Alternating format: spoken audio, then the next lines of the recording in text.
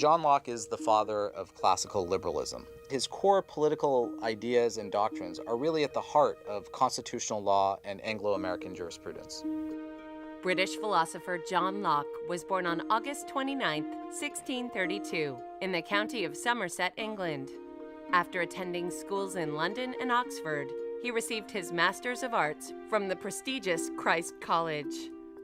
In 1668, he was elected into the Royal Society, where he studied medicine and graduated as a physician in 1684. While Locke was studying medicine, he met Anthony Ashley Cooper, who persuaded Locke to move to London and be his personal physician. Lord Ashley would later become the first Earl of Shaftesbury. As Lord Shaftesbury's stature grew, Locke's responsibilities went well beyond personal secretary or physician.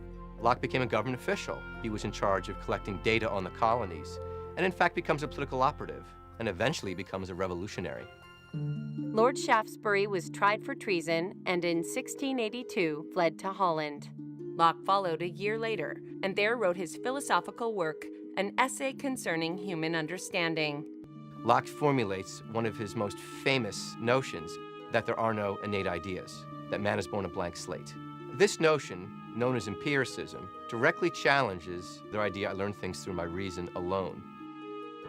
After what later became known as the Glorious Revolution of 1688, Locke returned to England and published 2 treatises of civil government, which became one of history's most famous works on social contract theory.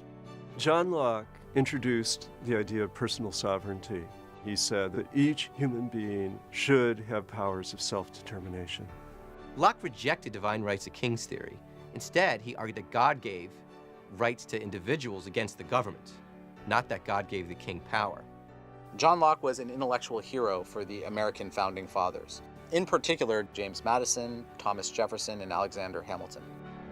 In his later years, John Locke wrote other important works promoting religious tolerance and new approaches to education. John Locke died at the age of 72 on October 28, 1704, in Essex, England. Locke's legacy that he defines our political vocabulary to this day. We still talk endlessly about individual rights and natural rights, about limited government, and the separation of church and state.